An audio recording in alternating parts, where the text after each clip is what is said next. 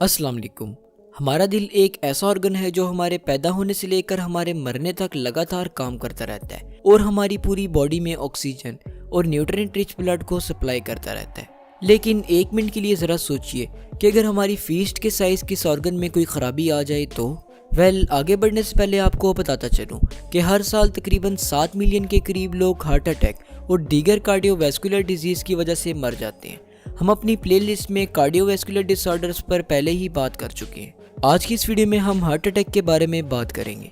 Heart attack और stroke दो ऐसी बीमारी हैं जो हर साल करोड़ों लोगों की मौत की वजह बनती हैं। हमारी बॉडी में मौजूद हर मसल को अपना प्रॉपर फंक्शन परफॉर्म करने के लिए ऑक्सीजन की ज़रूरत होती है। इसी तरह हार्ट भी एक मसल है, इसलिए हार्ट को भी अपना फंक्शन परफॉर्म करने के लिए ऑक्सीजन की ज़रूरत होती है। हार्ट अटैक यानी दिल के दौरे के दौरान हार्ट के मसल्स को ऑक्सीजन नहीं मिलती, जिसकी वजह से वो अपना फंक्शन परफॉर्म नहीं कर पाते। आपके दिमाग में ये सवाल ज़रूर आया होगा कि आखिर ये ब्लड सप्लाई कैसे रुक जाती है। जैसा कि हम सब जानते हैं कि पूरी बॉडी को ऑक्सीजनेटेड ब्लड पहुंचाने वाली वेसल्स को आर्टरीज कहते हैं। पूरी बॉडी की तरह हमारे हार्ट को भी ऑक्सीजनेटेड ब्लड की ज़रूरत होती है। हार्ट को ऑक्सीजनेटेड ब्लड पहुंचाने वाली आर्टरीज को कोरोनरी आर्टरीज कहते हैं। जब हम ज़्यादा फैटी खाना खाते हैं या ऐसी खुराक इस्तेमाल करते हैं जिसमें लिपिड्स ज़्यादा हो तो हमारे हार्ट में मौजूद कोरोनरी आर्टरीज में फैटी एसिड और लिपिड्स के प्लेक्स बन जाते हैं। प्लेक से मुराद ब्लॉकेज है जो कोरोनरी आर्टरीज में बन जाती है। जैसे जैसे हमारी एज बढ़ती है ये प्लेक्स भी बड़े होते जाते हैं और बाज़ औक़ात ये बहुत ज़्यादा हार्ड, चंकी और इन्फ्लेम्ड हो जाते हैं। और जब इनमें से कोई प्लेक रप्चर हो जाता है तो इसके गिर्द फ़ौरन ब्लड क्लॉट बनता है। ब्लड क्लॉट बनने की वजह से पूरी की पूरी कोरोनरी आर्टरी ब्लॉक हो जाती है। कोरोनरी आर्टरी की कंप्लीट ब्लॉकेज की वजह से हार्ट के मसल्स को ब्लड की सप्लाई बिल्कुल रुक जाती है और वो कुछ ही मिनट में डेथ का शिकार हो जाते हैं। इसे मायोकार्डियल इन्फार्क्शन कहते हैं। मायोकार्डियल इन्फार्क्शन का दूसरा नाम हार्ट अटैक है। अगर हार्ट अटैक से डैमेज होने वाले मसल्स का फौरी ट्रीटमेंट न किया जाए तो हार्ट अपना कंप्लीट रिदम लूज कर देता है और कॉन्सिक्वेंटली किसी भी पर्सन की डेथ हो सकती है। चलिए अब बात करते हैं हार्ट अटैक के सिम्टम्स पर। हार्ट अटैक का सबसे कॉमन सिम्टम चेस्ट पेन है। ये पेन ऑक्सीजन की कमी का शिकार मसल्स में होता है।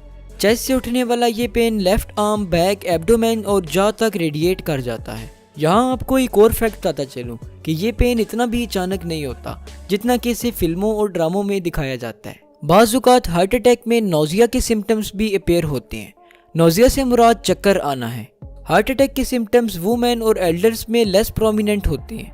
डायबिटीज़ के पेशेंट में हार्ट अटैक का कोई भी सिम्टम अपेयर नहीं होता। हार्ट अटैक के ट्रीटमेंट में एस्पिरिन और नाइट्रोग्लिसरीन इंपॉर्टेंट रोल प्ले करते हैं।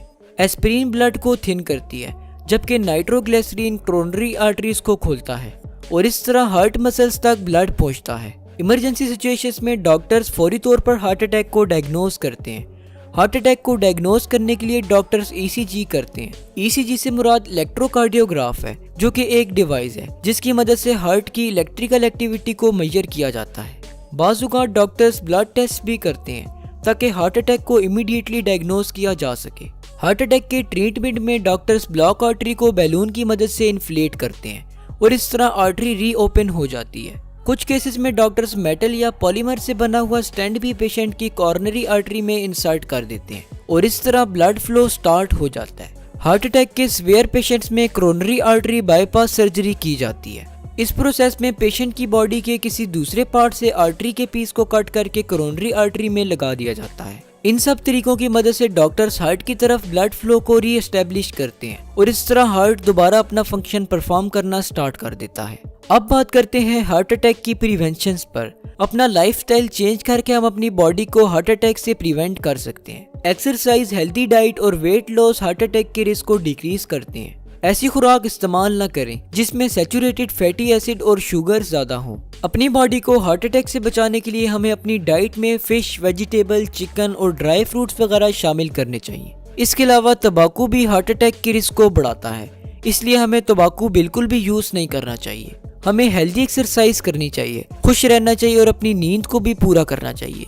इस तरह हम हार्ट अटैक से ज़रूर महफूज रहेंगे। तो उम्मीद है कि आज की इस वीडियो से आपने कुछ ना कुछ ज़रूर नया सीखा होगा।